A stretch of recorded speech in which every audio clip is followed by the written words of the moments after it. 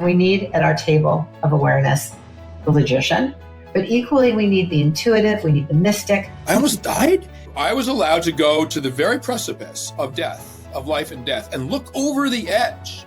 And I was allowed to behold what was there and allowed to come back. Most people aren't. When we talk about being aligned with ourself or being aligned with our soul or hearing our higher self, that's really what we're talking about, is being connected to that divine part of ourself, that light-filled part of us that is connected to God energy, that is connected to everybody here and every experience we've ever had. If more doctors, more professionals can open up to use intuitive gifts in their work, that's really important. Hi, I'm Dr. Amy Robbins, and welcome to Life, Death, and the Space Between. I'm a licensed clinical psychologist and medium, and here we explore life, death, mediumship, near-death experiences, consciousness, and what it all means.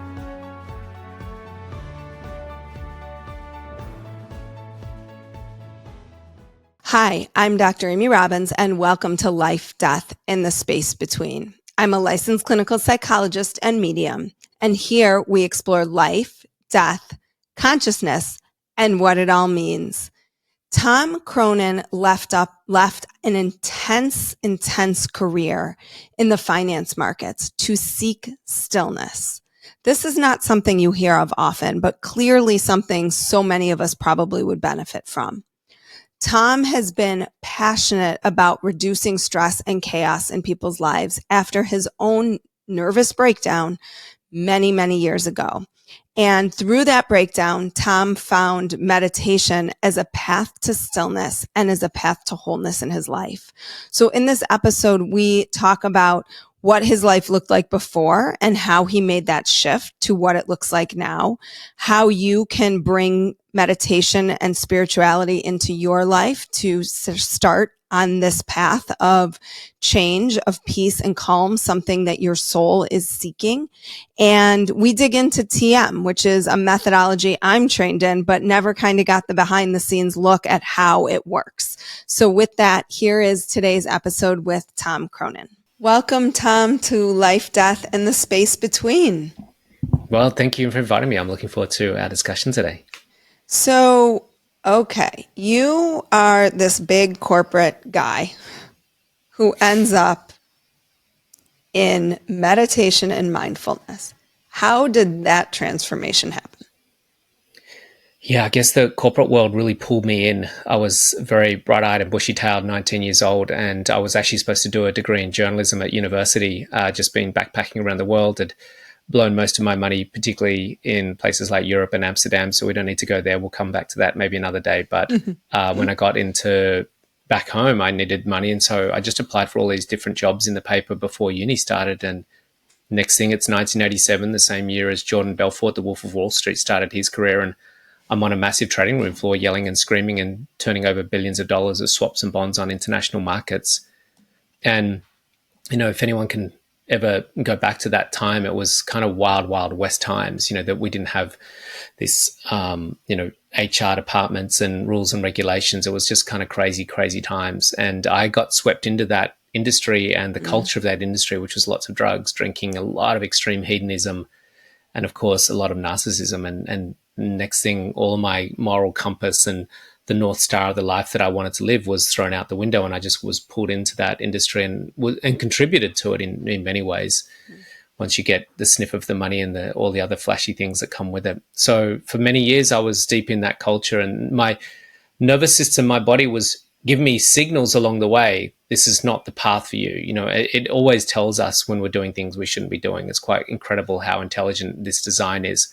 So it was throwing things like anxiety and panic attacks and depression and insomnia and all this stuff at me to tell me to stop doing what I was doing, but I just ignored it. And then eventually this led to a huge blowout, which was technically diagnosed by doctors, psychologists, and psychiatrists as a nervous breakdown. And it was a very dark time. What did it look like for you when you say nervous breakdown? Because I think people have all different sorts of manifestations of their spiritual crises, for lack of a better term. It sounds like that's what this was, a spiritual emergency. Yeah. I think all crisis is a spiritual crisis. I could not agree more. it's whether it's health, relationships, business, all sorts of things. It's really to think that we're in a physical, dense world and that's all there is kind of almost absurd. It's really a guidance system in my mind of awakening. But what it looked like was many years of creep. It was creeping into my life of more imbalance, more disharmony, more disease. And the longer we ignore that, the more severe it gets. That's all there is to it, whether it's your health and your relationships or your well-being or whatever. And so it creeped in and started to build and get momentum. So I'd have these waves of anxiety, which ended up becoming deep panic attack sort of episodes, curled up in a ball in a cubicle at work, not being able to come out, still not knowing what they were. Then that morphed into a really dark depression, just a really deep sense of hopelessness and misery, a sense of self-loathing of who I'd become and the life that I was living, which of course drove more addictions. And there was a lot of addiction, a lot of craving for dopamine from places that I shouldn't have been craving it. And then the sort of nervous breakdown blowout was actually something that happened in 1996, which was one specific day. I woke up and was getting ready for work.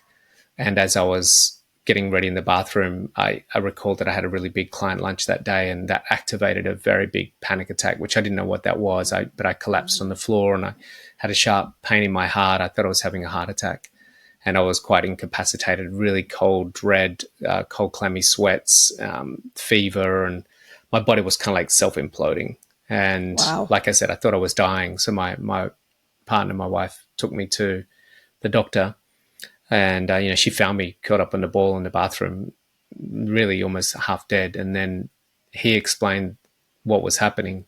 And I kind of just melted down at that point.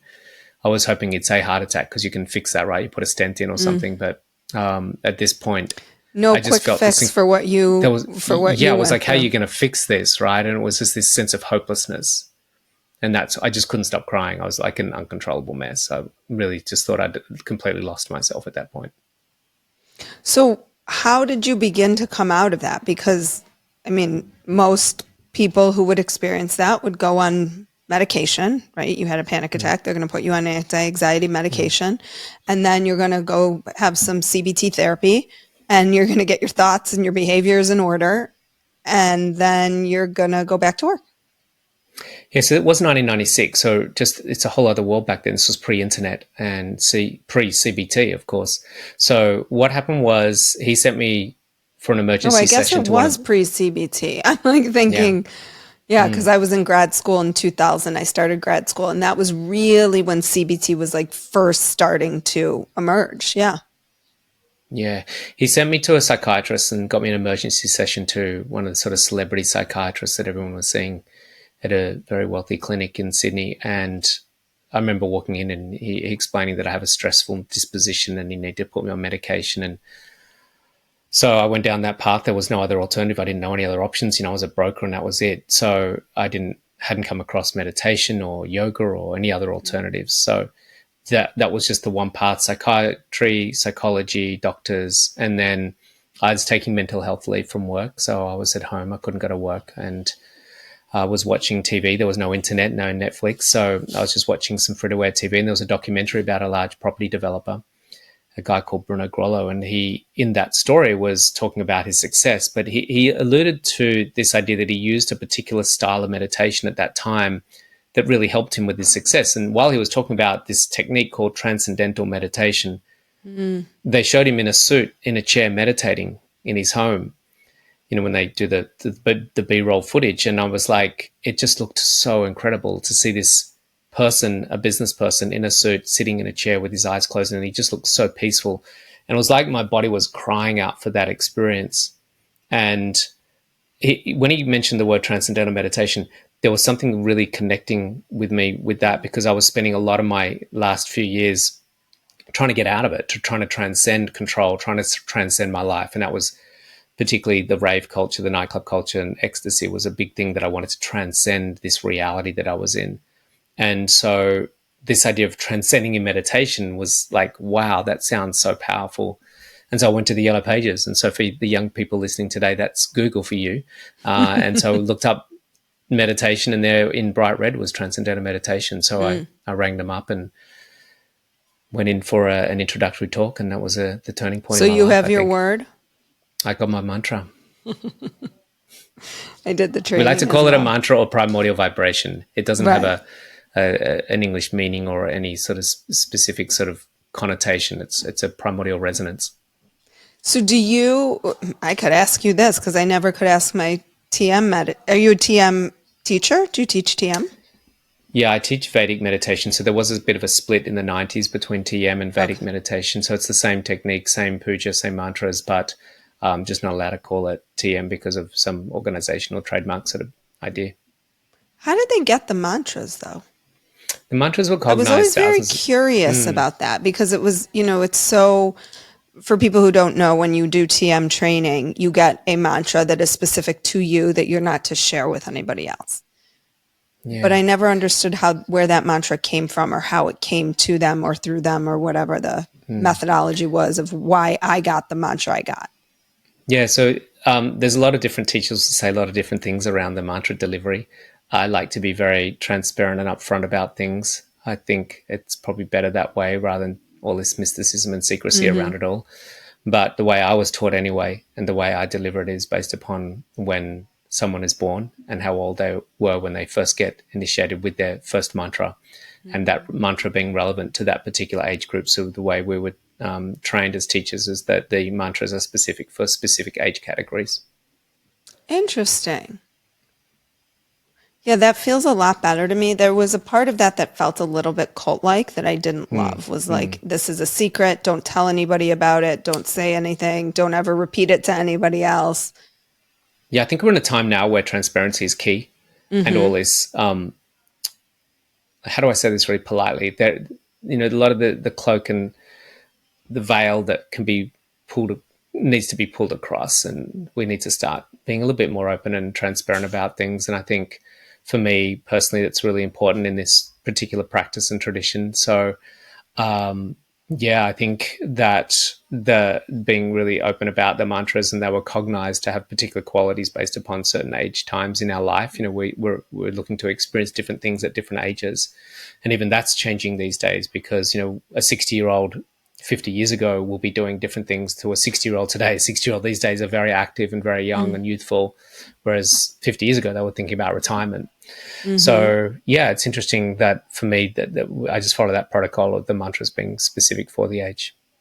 And the reason why we don't write them down, they had a lot of mysticism around why you don't want to share it. But for me, the reason being is that the mantra has a beautiful quality about it, and the quality of that sound and the point of that sound, the resonance of it is to pull the mind's attention into the subtle and the silent and the quiet and the still, away from the stimulation and the denseness and the forms of the outer world. Because the reason our mind goes towards the forms and the denseness of the outer world is to get some degree of excitation and activation from the destination where our mind projects to.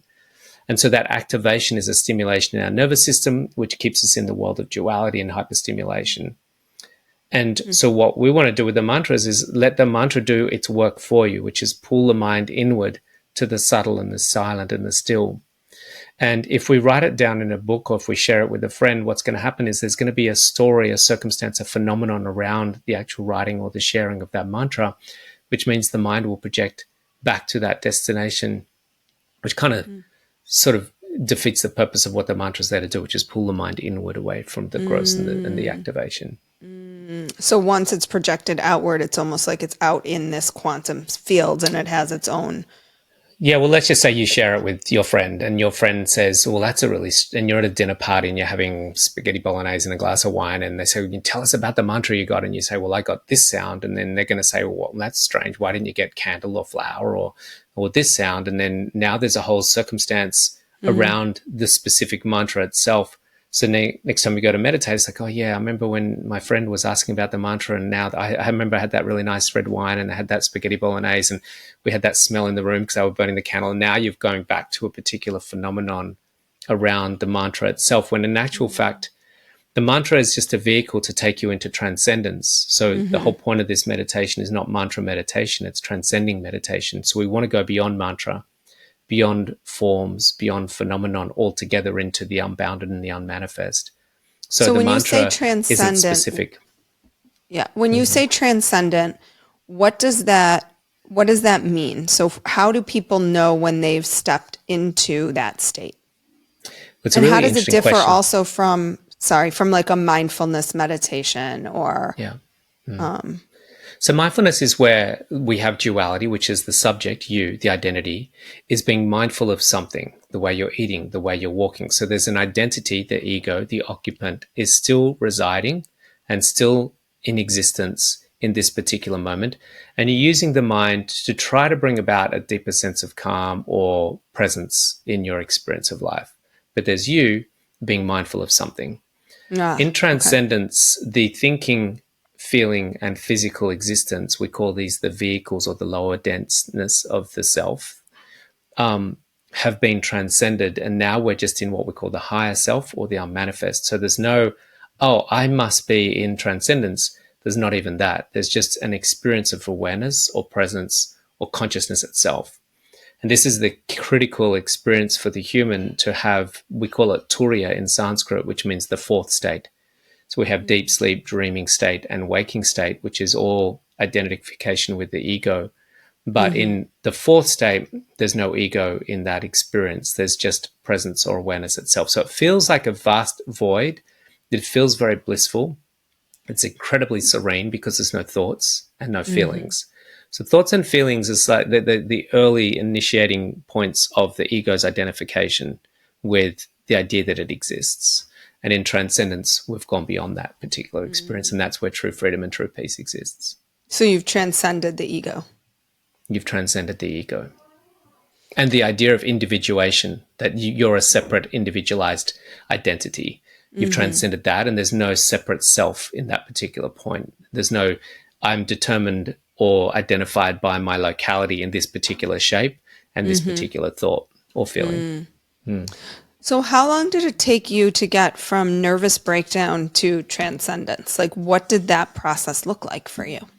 Yeah, usually for most people, and myself included, you'll have some degree of experience ultimately in that first week of learning. And there's Is it a similar model like that the TM is, where you do like a very intensive, I think it was 4 or 5 days? Yeah, same process, 4 sessions.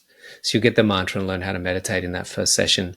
And usually I've got students in the first 2 to 4 sessions will have some degree of dropping into some space. They'll come out and they'll go, whatever that was amazing. They can't pinpoint what it was because it doesn't have a label or identification. It wasn't like I was eating a bowl of ice cream or I was watching Netflix or I was sitting under a waterfall. It was just a deep sense of quiet peace. And so most people get that in the first few sessions.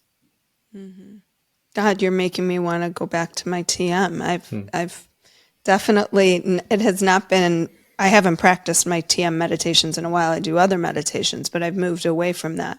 And this kind of makes me want to get back to that. Look, I think the big challenge we have in the spiritual world that's suddenly emerged into the mainstream, and this is very new, only 20 years old, where breathwork, yoga, plant medicine, meditation has suddenly integrated into the households of the world. Traditionally, it was a very exclusive domain where people in mountain tribes or jungles or monasteries were practicing these things for thousands of years. But now all of a sudden it's integrated into a world that's been deep in pleasure seeking. And the similar things are still emerging in the spiritual communities of pleasure seeking. This practice will make me feel good. This practice will make me sleep better. This practice will make me get on a high. And they're all relevant in some way, shape, or form, and there's nothing wrong with that. What we've got to be careful of is that we're not using them to fall into the same trap as drinking Coca-Cola or watching Netflix, which is it makes my life feel better. And we're still in duality and ego, occupant, craving, and seeking. What ultimately is the beauty of the transcending meditations is that I found, and there are many different pathways, I just found TM or VM, very efficient pathways to the unbounded, because until we really stabilize the realization that we are the unbounded, we are the divine, we are formlessness itself, having a form-like experience, we're always going to be mired in deep suffering and mired in pleasure and pain dynamics and duality. And so the true liberation and true enlightenment is the integration or stabilization of the pervasiveness of unboundedness in an experience that's being bound. But from what I'm hearing you saying then, that so how do you then, after having those experiences shift from trying to formulate this in a way that in my mind, because the practice is a practice without being attached, it sounds like, to any outcome of what the practice is. And that's where the ego has fallen away. Yeah, the dilemma for all seeking is the seeker's a problem. So what we have to actually clear is the seeker, because the seeker's seeking something. That's the nature of the ego experience, is that seeker seeking something. What happens in transcending is that we don't, not only are we seeking, we're actually letting go of the thing that's seeking, which is the seeker. And then that's where we get the true liberation, the freedom. And, we've got Michael Singer's book, The Surrender Experiment, and David Hawkins' Letting Go. The beautiful thing about this practice is that by default is something that happens spontaneously anyway. We surrender. The ultimate thing to surrender in each meditation is the seeker and the seeking. And just letting that mantra take the mind deeper and deeper into eventually the profound ecstasy and bliss of transcendence, because in that state, what we call turiya, then the seeker doesn't exist and the seeking doesn't exist either, because the seeker that's seeking isn't there. And so now we're just in presence. But in the moment that you notice that you're seeking, I remember this in my experience, in the moment you notice you're seeking, you've now become the seeker again. That's right. As opposed to being in the transcendent state. Yeah. And so it's okay to start the process as the seeker seeking, but we also have to be ready to let go of that as well, because it's the initiation of the seeker seeking that starts us into transcendence. But the transcending is letting go of the seeker. That's one of the biggest things that people struggle with in many practices. Mm-hmm.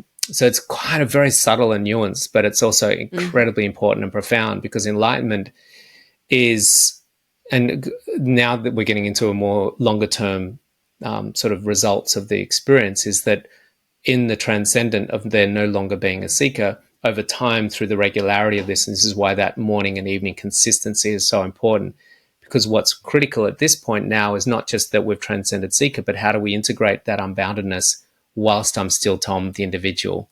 And how does that integrate into a worldly life where I have partners and partner or children, or, job and finances, right, and all those sorts of things that have to be integrated into the world in some way, which is a new phenomenon, because traditionally those people never could do that. They could only live in a monastery and ashram. So now we've got this complexity of what does enlightenment look like for an integrated life, because that's a whole new world that we're trying to work out. So take us back. I'm really curious. So you have this experience in the Yellow Pages. You go, you do your TM training, and then what happens? Because are you suddenly this enlightened being, and you've just given up everything, or is there a process here? Yeah, there's always a process, whether it's a tree that's growing from a little sapling to a full-fledged tree. Everything is a process. And so firstly, I want to clarify for everyone that I'm not enlightened. I'm definitely on a journey that is in a process of awakening. And I call this enlightenment. It's an ongoing process of becoming more enlightened. Everyone. Yeah, I say moments of enlightenment. I think I have once a year, I have a moment of enlightenment. Yeah. And look, to be fundamentally, objectively about this, everyone is already enlightened. It's like the ocean is always the ocean. The sky is always the sky. It doesn't get more sky. It doesn't get more ocean. The divine doesn't get more divine. So we're already it. We're already oneness. We're already the field. We're already divinity, already God, already source. It's just to what degree are we aware of that? So what degree is a mineral aware of that? What degree is a plant aware of that? What degree is an animal aware of that? What degree is a human aware of that? And what degree is more aware humans, which are enlightened humans, aware of that, which is, oh, I'm aware of that now. It's just that before I wasn't aware of that. And so suffering is the degree to which we're aware of it. And so knowing that I'm already enlightened, to what degree am I aware of that? And I'm in a lot of forgetfulness still. I'm in more and more remembering and more awareness of it, but still degrees of forgetfulness of it as well. Particularly if I'm running late for a plane and I've got 5 minutes to get to the gate, then I'm definitely forgetting it. And I'm like, I'm in duality and that plane, I need to get on it right now. So there's lots of times where I'm definitely And isn't there a place for that as a human? People say that, but it depends at what type of human experience do we want to have? How much suffering do we want to experience? How much forgetfulness do we want to have? There's no right or wrong. It's like purely a subjective experience. Someone that's in kindergarten or first class is no better or worse than someone that's in fourth year university. They just have more intelligence, more training, more awareness. So there's no right or wrong. It's just a matter of where you want to be in that pipeline. But what happened for me was I started to meditate, and very quickly, a lot of those anomalies, firstly, my body moved very quickly out of the sympathetic nervous system and into the parasympathetic nervous system. This is the starting point for transformation. Mm-hmm. What we're seeing is a lot of people being very sick and then going to a doctor, and the doctor trying to treat them being sick with a medicine whilst they're staying sick, which is being in the sympathetic nervous system. While you're in the sympathetic nervous system, which is the stress response, you're just not going to produce levels of melatonin, serotonin, oxytocin that you need to start to heal and replenish and rejuvenate the body. So what I found was that I started to heal very quickly as my body went into these deep states of rest in the meditation. Mm-hmm. This enabled me to see those anomalies melt away very quickly. I went off the medication, stopped seeing the psychiatrists, doctors, and psychologists. I'm not recommending anyone does that. See specialists if you need to see them. But I found the biggest dilemma was that I was in the sympathetic nervous system state for too long, which was driving the addictions, which was driving the anomalies.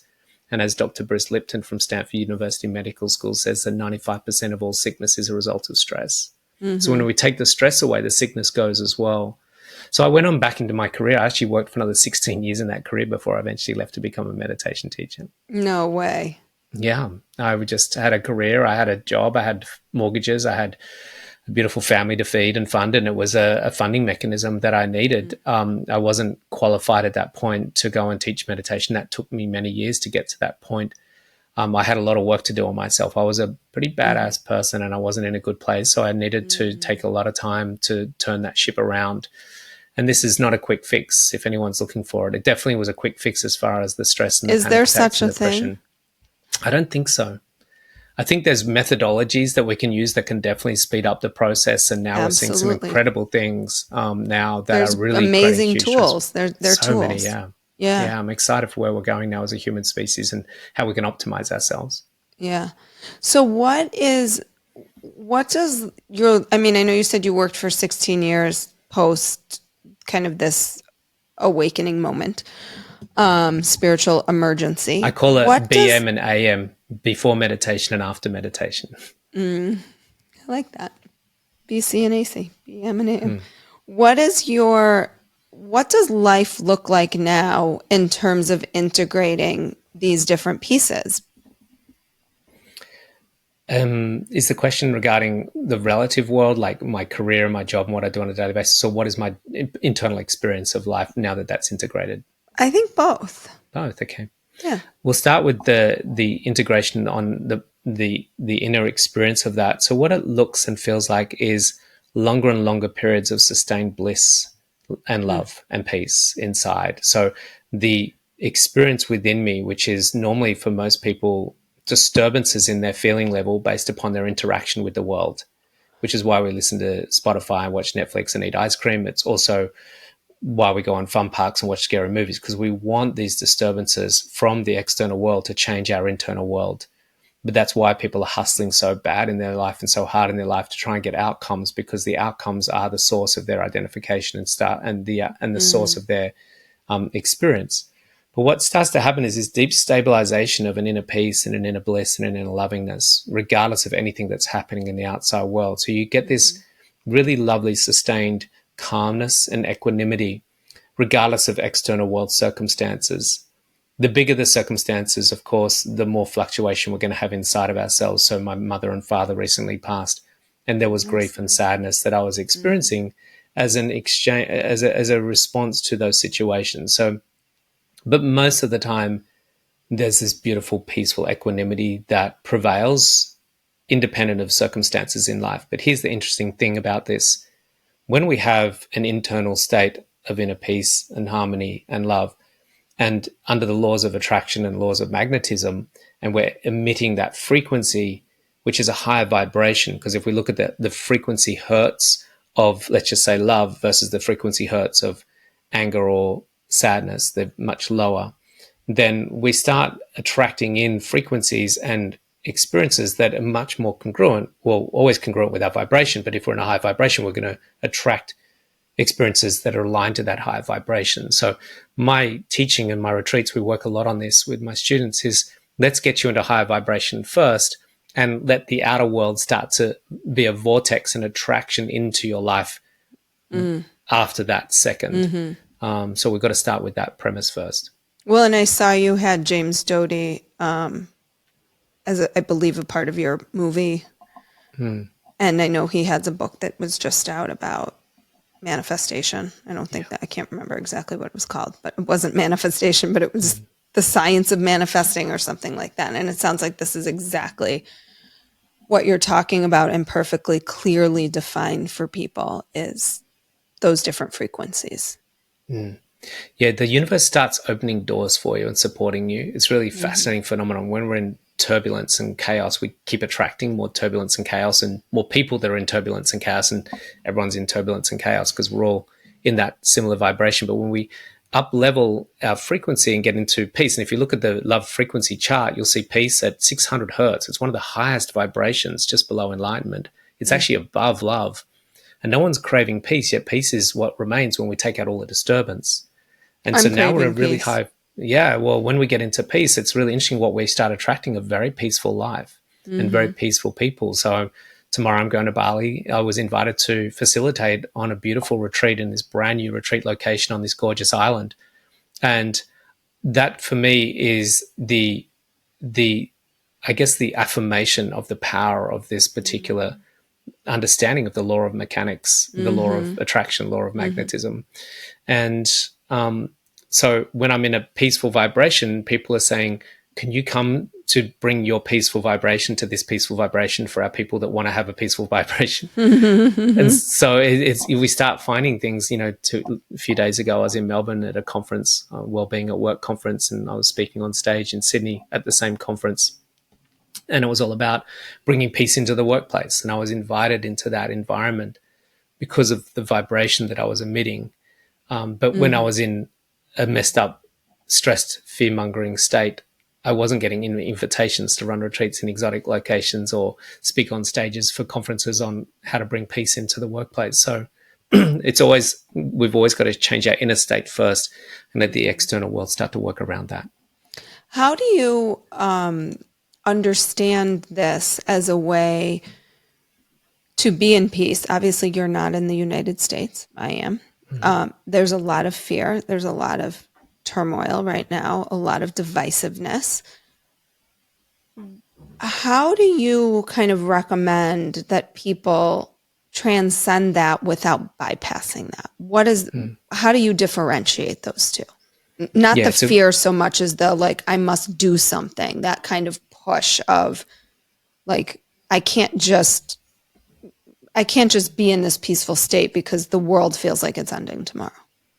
Yeah, I think there's action and then there's the state we're in while we're doing the action. So it's not that we want to disregard or diminish action.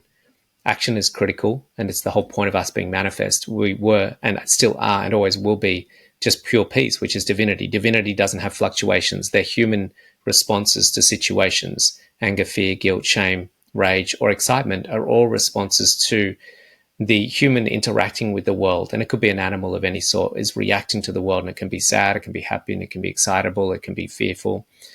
But the underlying essence of what we are, not who we are, but what we are, is always the same, which is just pure equanimity, pure peace.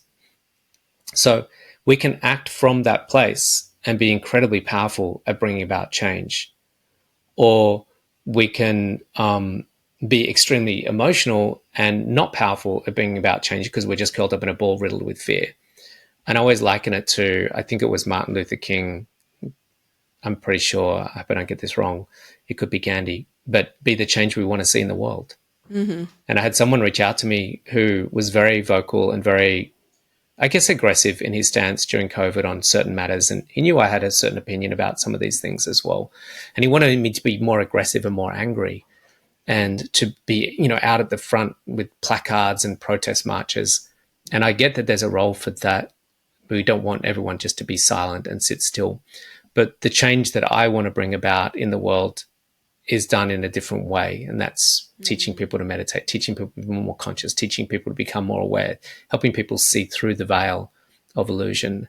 And that's just the work that I have. So if we have, let's just say, an army that's fighting in a war on ignorance, we've got some people that are in the front lines with guns, some people in airplanes, in jets, some people in boats in the Navy, some people who are the generals in the tent behind strategizing. So everyone plays a role, and it's just a matter of what role you want to play. You want to write articles, write articles. You want to be on a front line with a placard at a protest march, do that. If you want to be on a soapbox in the middle of a town square, then do that. Or you want to be running retreats and helping people to become more conscious, then do that. There's a role for everyone in bringing about change and evolution to humanity. It's more about what space you want to be in while you're doing that. But there's a fine line between being conscious and spiritual bypassing. And it's a fine line that I'm consciously walking and being aware of as well. And making sure that am I putting my head in the sand and just being a bliss bunny, or should I actually be really like, why is this happening? Well, and I guess, can you be, why is this happening in bliss, right? Yeah, like, absolutely. That you don't need to be gripping, right? But that you're I think you have more questioning. power and more effect for doing that, for sure. Absolutely. So you have the Stillness project. Can you tell me about that? Because I think we don't sit still. Period. One thing we know about the human species is that we have the potential to be enlightened. We know that definitively because people have been in that state for thousands of years. One thing we know about that state is that everyone consistently says very similar things. It's quite remarkable. It's quite profound. One thing we also know about the people that get into that state, that has this incredible uprising of inner love, inner bliss, inner joy, an incredible ability to see life in a different way, is that they all, from what I gather, have followed a very similar path. They all spend time each day sitting in stillness. There are other modalities, I believe, like energy work and plant medicine and yoga, but I find there's something critical about sitting with our eyes closed and getting into a deep state of what we call Samadhi. Samadhi is where we get two words. Sama is where we get the word same, and DHI means intellect. So the same intellect, the intellect's not moving.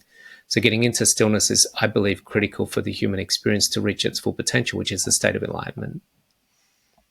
So with these other modalities, yoga, psychedelics, which is obviously having quite a resurgence, do you see, I guess from what I've found, like, I feel like I am now better able to access those states. And I want to talk about the 7 states of consciousness you talk about, but I feel like I can more quickly access some of these transcendent states as a result of trying different modalities and recognizing the transcendent states.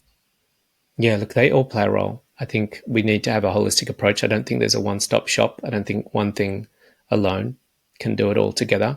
I use many different modalities every day, from chakra-guided meditations to visualizations, gratitude, yoga. I do breath work. I do ice baths, saunas. I go to the gym. I do yoga. But I always liken things to Malcolm Gladwell's perspective in his book, The Outliers, which is looking at outliers in society. And one of the outliers we have in our society is enlightened humans. And one thing we know about enlightened humans is that they have, Malcolm Gladwell calls it the 10,000 hour principle.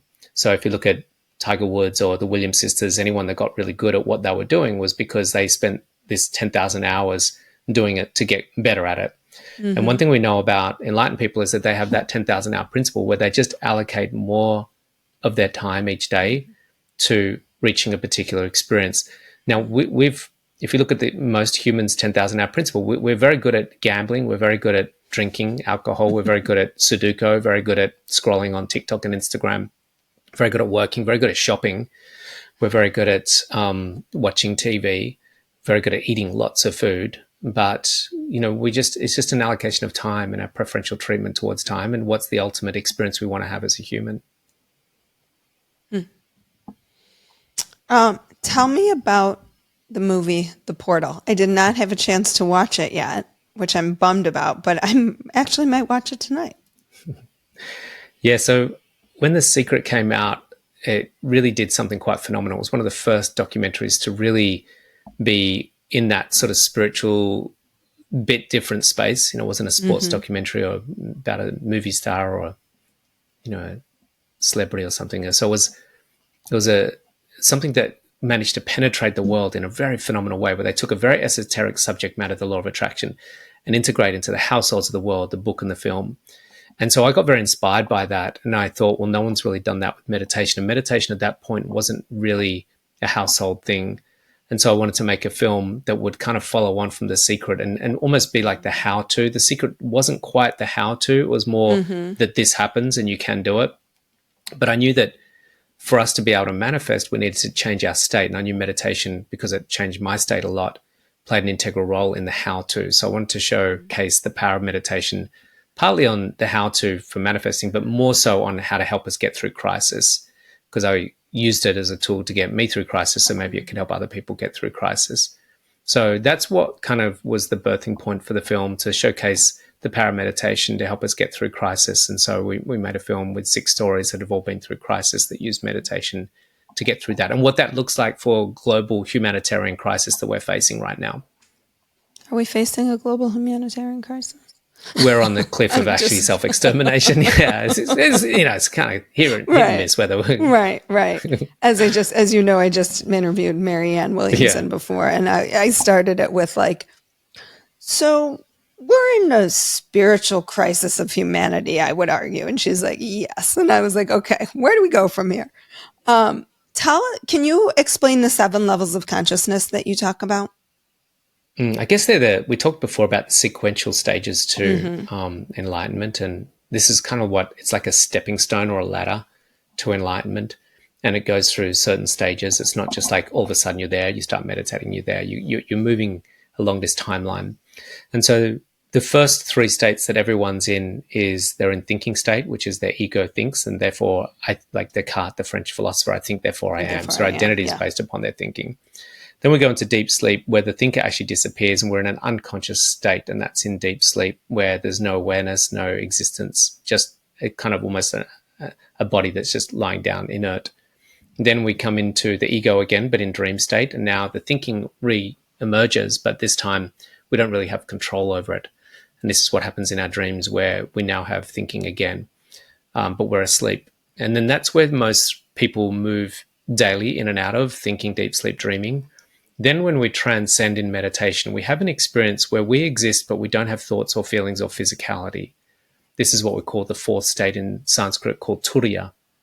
And turiya means this state where we are awake but not having a thought. And that's what happens in meditation. Then, and we'd also call that samadhi, where the intellect's the same. Is that... I always like to liken things to my own experience because it's the best way for me to understand things. So there's the awareness, like for me, breath work can get me there very quickly. That there's the awareness that you are there, but not there. Like that the body is there, but that the body transcends the physical space. Is that? Very similar, yeah. Okay. Yeah, definitely when you get that sort of DMT in breath work, particularly on the out breath, if you're doing the Wim Hof and you've done your 30 rounds and you've done 5 of the 30 rounds, and then you do the out breath and you hold it, and there's this incredible stillness and there's just a deep peace, and there's almost like bliss just sweeps over your body. So it's, like I said, there's many different methodologies to get there. I just found this one was one that required less effort and less work. And all that breathing, I love doing some of the breath work. I did a beautiful psychedelic breath the other night. It was so powerful, but I just find and you do that on your own? The psychedelic breath or the meditation? Are you talking about like holotropic breath work? I wouldn't know. I do the Wim Hof on my own. Normally this one was in a auditorium with other people. Okay. Yeah. So yeah, very similar to that. So that's the 4th state where we get, and like I said, you can get it through other modalities as well. I just found transcending in meditation an easy access point for it. We know that it exists, but it's just a matter of how do we access it on a consistent, regular basis. And so then when we integrate that regularly, morning and evening, what happens is that becomes now a 5th state where we get that not just in meditation, but we get that outside of meditation. So while you might be talking or while I'm talking, I'm aware of the essence of being present whilst I'm in doing. So we say yugasta kuru kamani, established in being, perform action.